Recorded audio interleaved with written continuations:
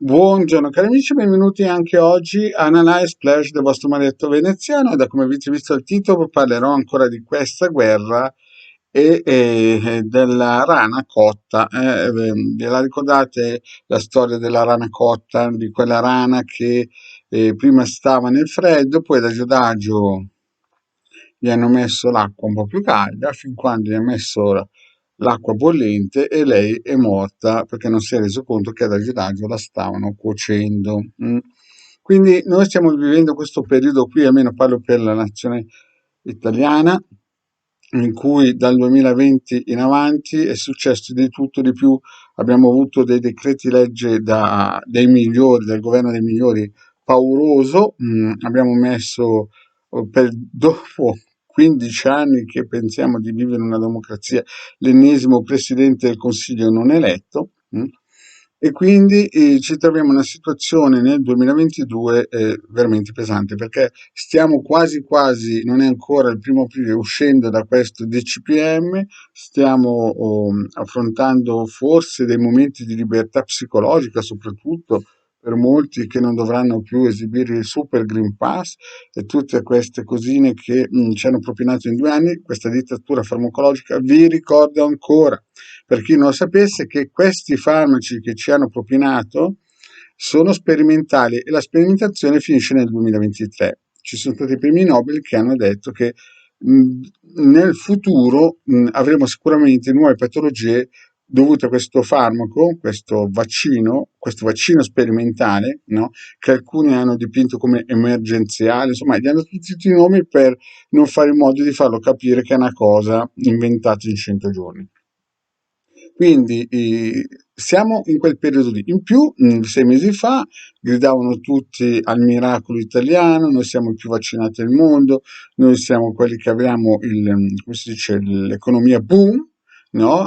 E tutto a un tratto la gente si è trovata una bolletta della corrente del gas, il cibo, quella del gas soprattutto triplicato e quadruplicato. Cioè, dai 6 mesi prima che dovesse finire questo bellissimo Green Pass, questa dittatura farmacologica, si strillava che avevamo un'economia bomba che stava riprendendo e poi la mazzata dei migliori chiaramente e giù un'altra rana bollita. Quindi adesso ci troviamo in una situazione economicamente triste. Già il Marietto aveva spiegato 1 anno fa circa che avremmo avuto 14 milioni di nuovi poveri, sia grazie al Green Pass, sia grazie alle mosse dei migliori. Infatti avremo gente che avrà la casa ma non i soldi per il mutuo, avremo gente che avrà la macchina ma non i soldi per la benzina, perché anche la benzina sta salendo esponenzialmente. E ci sarà gente che avrà il cellulare ma non i soldi per poter pagare la retta del cellulare. Quindi stiamo andando a rotta di collo verso quella direzione.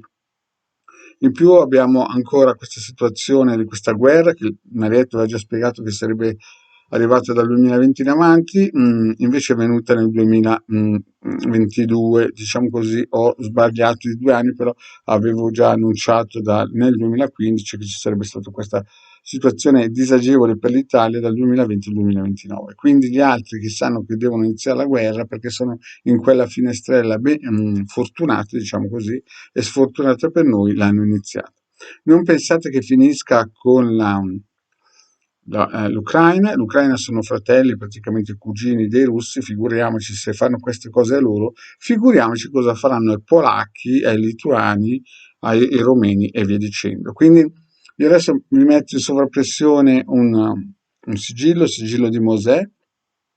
Questo va benissimo per proteggere le cose materiali se uno è in Romania, in Polonia o se uno in Italia ha dei possedimenti, e questo vale solamente per un oggetto, una casa, un terreno. Se uno ha più case, chiaramente ne deve fare uno per casa, perché queste entità si agganciano alla materialità di quel posto qui. Quindi questo è un sigillo che vi consiglio di fare, oppure se non avete ancora fatto il sigillo personale, il sesto di Marte e il ciondolo magico. Questi sono i consigli perché ci sono tante persone che, sebbene mi dessero contro anni fa, si sono resi conto che le previsioni Marietto sono state corrette, precisine, diciamo, la situazione non migliorerà ma peggiorerà, quindi chi si è già preso il ciondolo e il sigillo 6 di Marte è già a livello eterico ben protetto, se ha anche delle cose materiali, tipo un'attività, non so, un panificio o un raviolificio, una ditta, vende barche,